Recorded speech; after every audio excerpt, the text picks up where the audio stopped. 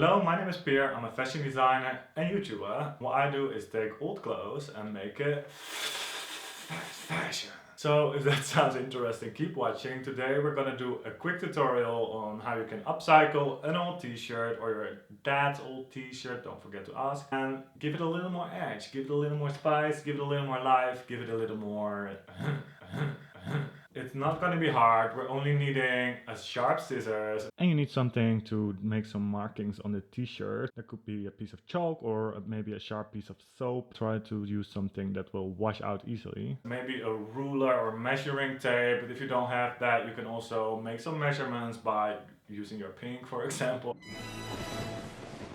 I happen to have a very old Ed Hardy t-shirt. If Ed Hardy does not ring a bell, you're probably not from my generation. Ed Hardy was the shit, guys. It was very trashy but very cool, like a lot of things in the 2000s. Started by all the celebrities showing their Ed Hardy caps, Ed Hardy t-shirts, Ed Hardy dresses. So I'm gonna start with taking my t-shirt, lying it flat on the table. Well, it was already flat on the table, and deciding where I want to slice it. So my first plan was to make like the horizontal cuts along the side of the t-shirt. So I started to make the markings there.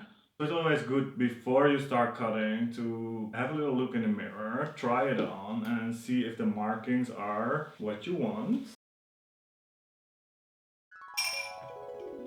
I've been looking in the mirror, realizing this t-shirt has an American flag. And guess what? I've been always wanting to cut in an American flag. Spontaneously decided to make it a crop top.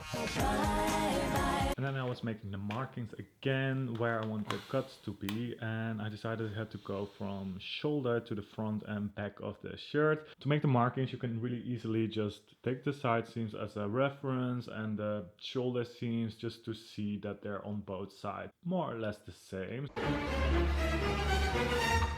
So it's time to cut. I'm gonna just cut from basically the line to the line and trying to be conservative because you can always cut more.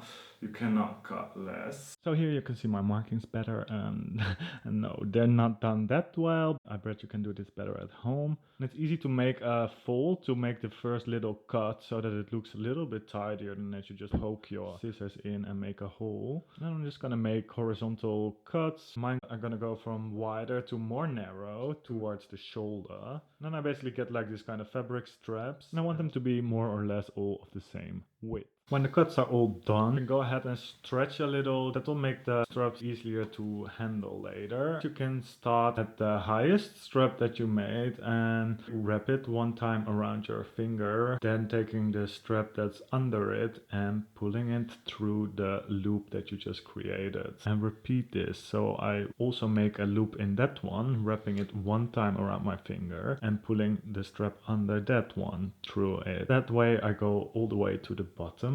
And once you have arrived at the last strap, congratulations, you made it to the end, and you can just go ahead and cut that one in the middle. And then you pull one side through the last loop that you created, and you just make a double knot. And this you can just repeat on all sides, on the back and the front, and it's done. Pulling it a little bit so that the cuts will show a little bit more, but of course I can also make the cuts a little bit bigger if I want. To finish it off, like it is not edgy enough already, I'm gonna take my scissors and cut out the neckline and cut off a part of the sleeves so that everything will be nice and raw edge and edgy.